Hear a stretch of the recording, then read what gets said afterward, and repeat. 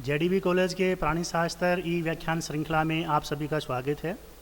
आज का विषय है पीयूष ग्रंथि की संरचना एवं प्रकार्य और pituitary gland structure and functions.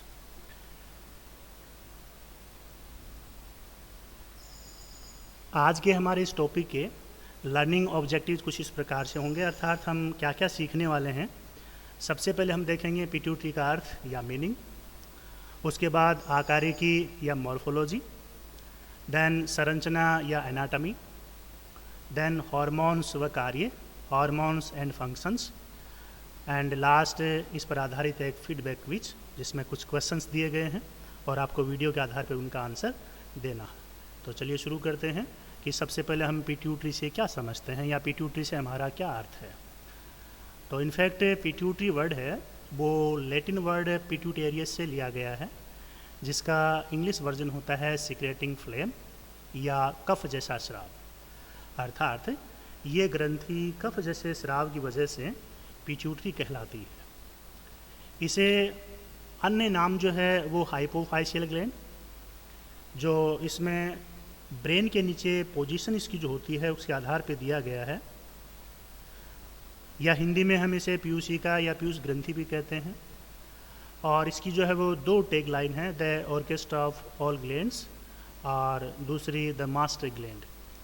तो इसे the orchestra of all gland इसलिए कहते हैं क्योंकि ये सभी प्रकार की ग्लैंड को ऑर्गेनाइज या कोऑर्डिनेट करने का काम करती है, और मास्टर ग्लैंड इसलिए कहते हैं कि जो दूसरे प्रकार की ग्लैंड्स है उनके सिक्रेशन पे इसका कंट्रोल होता है।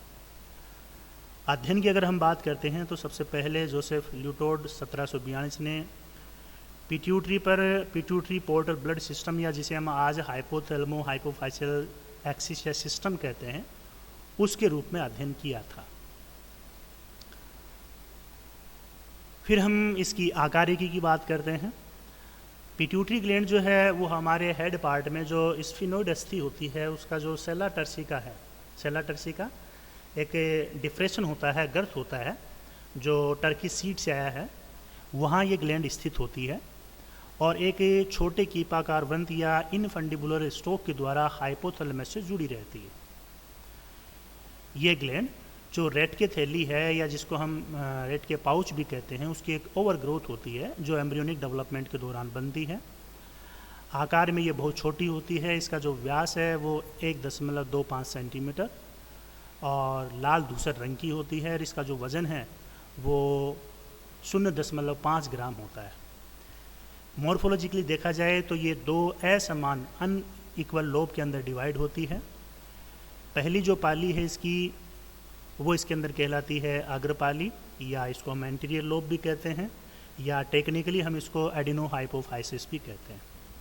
ये पिट्यूटरी की बड़ी पाली है और अधिकांश हार्मोन इसी के द्वारा स्रावित किए जाते हैं। दूसरी जो है वो पश्चपाली या पोस्टीरियर लोब कहलाती है और टेक्निकली हम इसे न्यूरोहाइपोफाइसिस भी कहते हैं।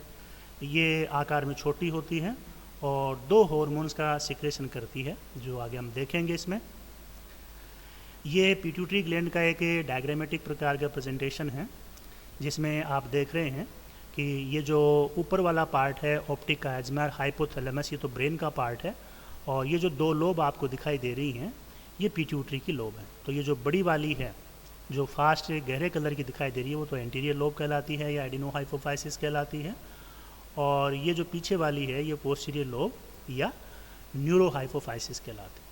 और इन दोनों के जोड़ वाला जो स्थान है वो स्टोक कहलाता है, और उस स्टोक की सहायता से जो है ये हाइपोथैलेमस के साथ में जुड़ी रहती है। इसी प्रकार से जो पोस्टीरियर लोब है इसका जो पहला पार्ट होता है जो हाइपोथैलेमस से जुड़ता है वो मीडियन एमिनेंस कहलाता है, और इस एंटीरियर लोब का या एडिनोहाइपोफाइसिस का जो पहला पार्ट होता है वो इसमें पास ट्यूबरेलिस कहलाता है, क्योंकि ये ट्यूब की तरह होता है। अब हम देखते हैं पिट्यूटरी ग्रंथि की जो संरचना है, एनाटॉमी है, उसमें क्या क्या खास बातें होती हैं। तो संरचनात्मक रूप से अगर देखा जाए, स्ट्रक्चरल पॉइंट ऑफ व्यू से अगर देखा जाए तो पिट्यूटरी ग्लैंड जो है उसके दो पार्ट होते हैं, एक एडिनोहाइपोफाइसिस होता है और दूसरा न्यूरोहाइपोफाइसिस होता है। तो जो एडिनोहाइपोफाइसिस है वो पिट्यूटरी की अग्रपाली या एंटीरियर लोब भी कहलाती है, और इसके अंदर जो वो तीन पार्ट पाए जाते हैं। पहला इसमें पार्स ट्यूबरेलिस कहलाता है, दूसरा इसमें पार्स इंटरमीडिया कहलाता है, और तीसरा इसमें पार्स डिस्टेंस। पार्स ट्यूबरलिस जो पार्ट है वो घनाकार उपकला से निर्मित, और साथ ही साथ इसके जो कार्य हैं वो स्पष्ट नहीं होते हैं। कहने का मतलब है कि अभी तक ये पता नहीं चल पाया है कि ये कोई हार्मोन का सिक्रेशन करती है या नहीं करती। फिर बीच वाला जो पार्ट है वो पार्स इंटरमीडिया कहलाता है। यह अवशेषी व झिल्ली में होता है और अग्र पश्चपाली को कनेक्ट या जोड़ने का कार्य करता है, और इससे जो है वो हार्मोन्स का सिक्रेशन होता है, जिसमें एक MSH मेलेनोसाइट स्टिमुलेटिंग हार्मोन, दूसरा ACTH एड्रीनोकोर्टिकोट्रोपिक हार्मोन, और तीसरा लिपोट्रोपिक हार्मोन जो है वो सिक्रेट होता है। इसी प्रकार से जो तीसरा और अंतिम पार्ट पार्स डिस्टलिस है वो इस एडिनोहाइपोफाइसिस का सबसे बड़ा भाग होता है, और बड़ा भाग होने के साथ साथ इसमें 3 प्रकार की जो है वो हिस्टोकेमिकल सेल्स पाई जाती हैं, ऊतक रसायन प्रकार की कोशिकाएं पाई जाती हैं, जिनमें एसिडोफिल्स हैं वो 40% होती हैं, बेसोफिल्स हैं वो 10% होती हैं, और क्रोमोफोब्स जो इन दोनों की प्रीकर्सर सेल्स होती हैं, पूर्ववर्ती कोशिकाएं होती हैं, वो 50% होती हैं।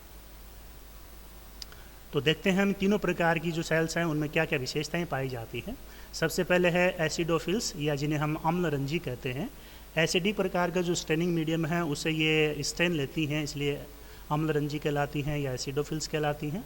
और इन्हें हम 2 समूहों के अंदर डिवाइड करते हैं। पहले प्रकार की जो है वो लैक्टोट्रोप्स कहलाती हैं या मेमोट्रोप्स कहलाती हैं। ये कुल का 20% होती हैं और प्रोलैक्टिन का सिक्रेट करने का कार्य करती हैं।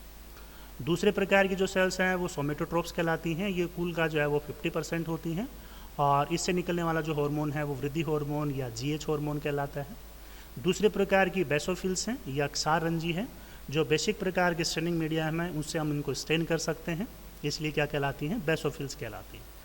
तो ये जो है वो 3 प्रकार की होती हैं, कोर्टिकोट्रोप्स 20%, थायरोट्रोप्स 5% और गोनेडोट्रोप्स 5%।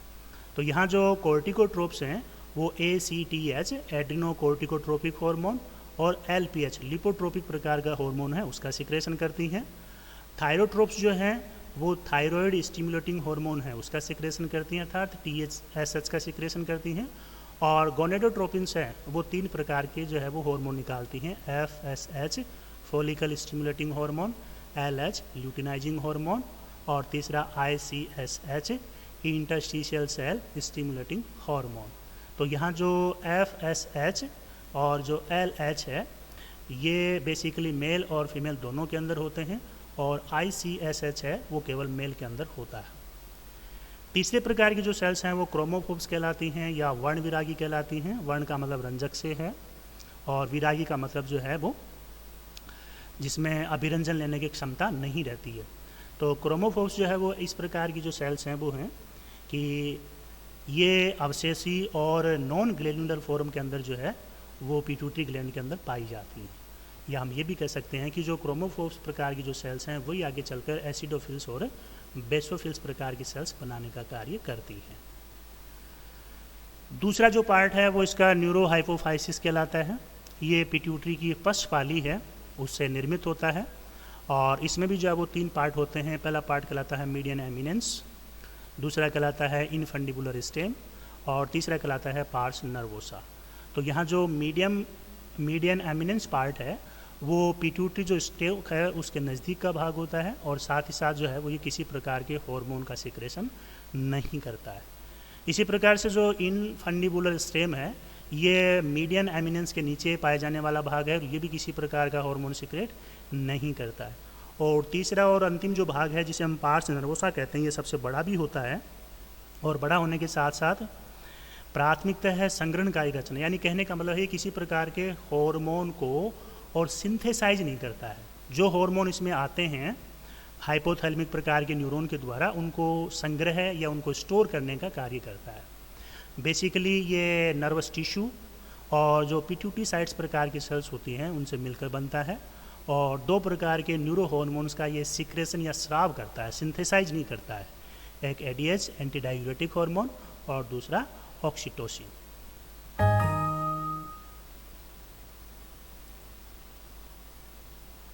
फिर पिट्यूटरी के द्वारा कौन कौन से हार्मोन्स निकलते हैं, तो अग्रपाली या एडिनोहाइपोफाइसिस के द्वारा अलग प्रकार के हार्मोन निकलते हैं, और पश्चपाली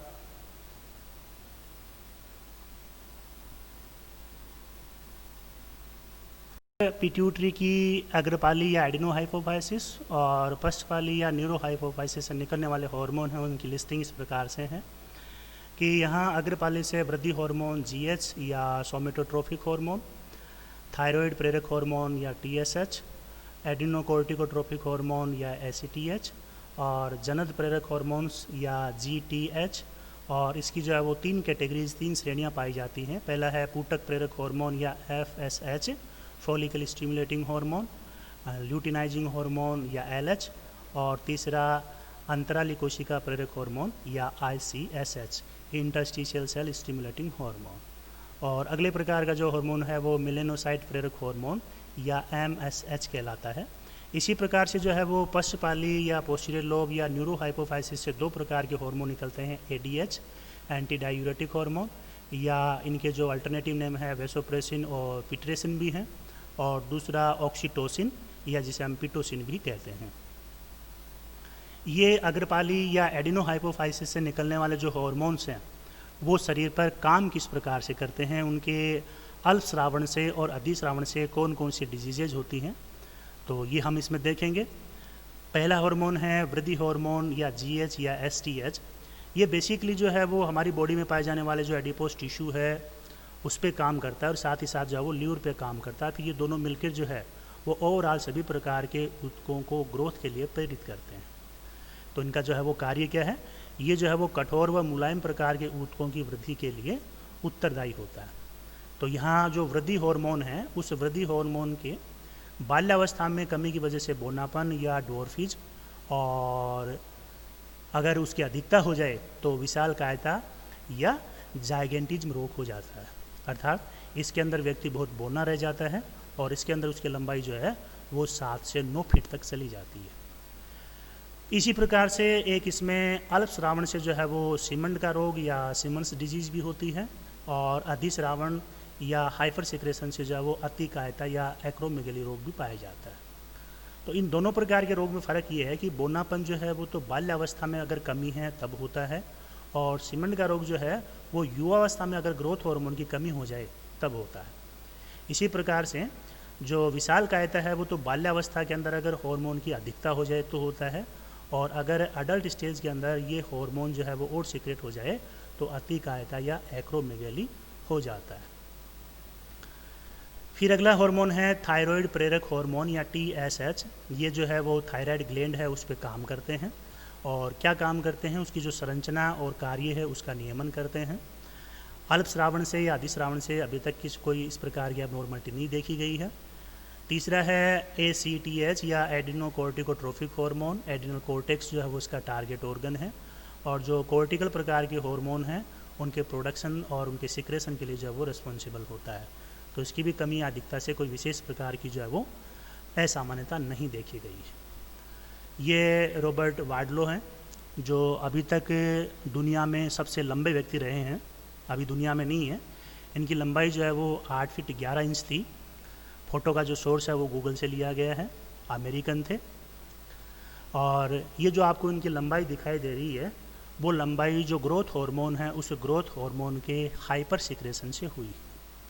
तो 8 फीट और 11 इंच बहुत ज़्यादा होती है, जो दुनिया का अभी तक फॉरएवर और सबसे टॉलेस्ट प्रकार का मैन। ये अभी हाल ही में 2013 के अंदर गिनीज वर्ल्ड रिकॉर्ड्स के अंदर जो है वो सबसे छोटे और सबसे बड़े व्यक्ति की फ़ोटो है। यहाँ इसके अंदर जो सबसे छोटे या नाटे व्यक्ति के रूप में आपको सुल्तान चंद्र बहादुर दंगी जो नेपाल से बिलोंग करते हैं, और इनकी लंबाई केवल 21.2 इंच है, यानी 2 फुट के भी पूरे नहीं है ये। और सबसे जो टॉलेस्ट हैं वो सुल्तान कोसेन हैं जो टर्की के फार्मर हैं, और इनकी लंबाई जो है वो आज के दिन सबसे ज़्यादा है, 8 फुट 3 इंच है। इनको तो आप सभी जानते हैं, द ग्रेट इंडियन खली। और द ग्रेट इंडियन खली जिनका ओरिजिनल नाम जो है वो दलीप सिंह राणा है, अपने इंडियन बॉक्सर रहे हैं। तो इनकी ये जो फ़ोटो है वो इसलिए दिखाई जा रही है आपको, ये एक्रोमेगली के शिकार थे। इनका आप देख रहे हैं कि जो ठुड्डी है, चिन पार्ट जो है वो आगे की तरफ निकला हुआ है, और माथा जो है वो भी कुछ इस प्रकार से है, और इसके जो हाथ और पैर है वो भी जो है वो हाइपर सिक्रेशन की वजह से जो है वो एक्रोमेगली का रूप ले लेते हैं। तो ये जो एक्रोमेगली रोग उसकी वजह से होने वाली एक प्रकार की डिजीज़ है।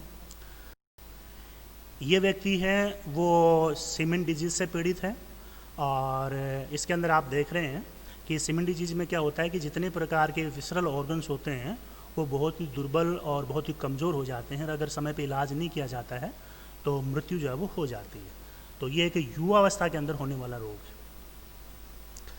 ये अग्रपाली या एडिनोहाइपोफिस से निकलने वाले जो रेस्ट या रिमेनिंग प्रकार के हार्मोन हैं जिनकी हम चर्चा कर रहे थे, जनन प्रेरक हार्मोन या GTH गोनेड से निकलते हैं। कार्य कहाँ करते हैं? जननों की वृद्धि या क्रियाशीलता पे करते हैं, और अगर इनका हाइपोसिक्रेशन या अल्पस्रावन होता है तो गैमेटोजेनेसिस की क्रिया नहीं होती है, युग्मक जो है वो नहीं बनते हैं। फिर अगला है पूटक प्रेरक हार्मोन या FSH, ये अंडाशय से निकलता है और साथ ही साथ जो है वो वृषण के अंदर भी जो है वो ये एंटर होकर और क्रिया करता है। तो अंडाशय पुटकों का परिपक्वन या जो ओवेरियन फॉलिकल्स होती है उनको मैच्योरेशन के लिए आवश्यक है, और इसी प्रकार से जो है वो मेल के अंदर जो स्पर्मेटोजेनेसिस है उसका इंडक्शन भी जो है वो इसी हार्मोन के द्वारा मिलता है। अल्पस्रावन या जो कमी है उससे वहाँ जो है वो अंडे नहीं बनेंगे, और मेल के अंदर जो स्पर्म्स हैं, शुक्राणु हैं, वो नहीं बनेंगे। फिर अगला हार्मोन है ल्यूटिनाइजिंग हार्मोन या LH। तो जो ओवेरीज हैं उनके अंदर जो है वो ओव्यूलेशन और जो कार्पस ल्यूटियम है उसके डेवलपमेंट से रिलेटेड हैं, और अगर इस हार्मोन की कमी हो जाए तो फिर स्टरलिटी या बंधिता का गुण पाया जाता है, मीन्स वो ऑफ स्प्रिंग पैदा करने के अंदर असक्षम होता है। अगला हार्मोन है अंतराली कोशिका प्रेरक हार्मोन या ICSH, जो वृषण से निकलता है, और जो लेडिंग कोशिकाएं हैं उनका सक्रियण या उनको एक्टिवेट करता है, और जो एक्सटर्नल जेनेटिलिया होते हैं, बाह्य जननांग होते हैं, उनका डेवलपमेंट जो है वो हाइपोसिक्रेशन से या अल्पस्रावन से बाधित होता है। प्रोलैक्टिन हार्मोन है जो मेमोरी ग्लैंड है उन पे काम करता है, अंडाशय है उन पे काम करता है, और ये मातृत्व हार्मोन या मैटरनिटी हार्मोन भी कहलाता है। नेक्स्ट मेलेनोसाइट प्रेरक हार्मोन या MSH, ये स्किन के ऊपर प्रभाव डालता है, व्यक्ति को गोरा और काला जो है वो इसी की देन है। लास्ट है लिपोट्रोपिक हार्मोन या LPH, ये जो फैट बॉडीज होती हैं उन पे काम करता है, और वहाँ से जो फैटी एसिड होते हैं उनको रिलीज करने का कार्य करता है।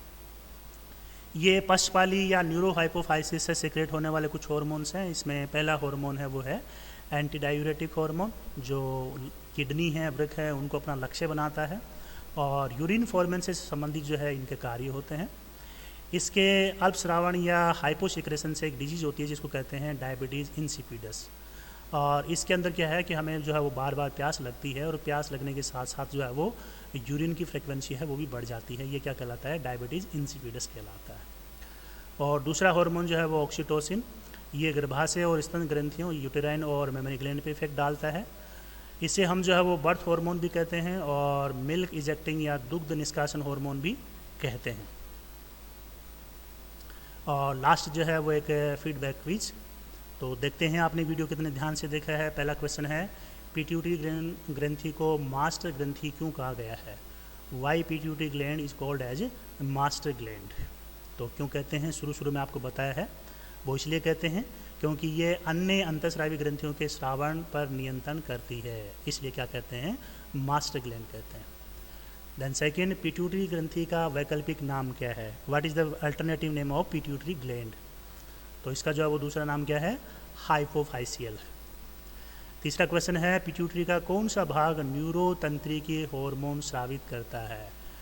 Neural hormones. तो इसमें जो है वो पक्षपाली या न्यूरोहाइपोफाइसिस है वो करता है। कौन सा हार्मोन मातृत्व हार्मोन भी कहलाता है या मैटरनिटी हार्मोन भी कहलाता है? अभी अभी बताया है, प्रोलैक्टिन कहलाता है। किस हार्मोन को जन्म हार्मोन या बर्थ हार्मोन भी कहा जाता है? अभी अभी बताया है, ऑक्सीटोसिन। नेक्स्ट है, ऑक्सीटोसिन को खालिस्तान हार्मोन भी कहते हैं, अभी आपको बताया है, दुग्ध स्रवण या मिल्क इजेक्टिंग हार्मोन कहते हैं। डायबिटीज़ इंसिपिडस रोग जो है वो किसकी कमी से होता है? यस, एंटीडायूरेटिक हार्मोन की कमी से होता है।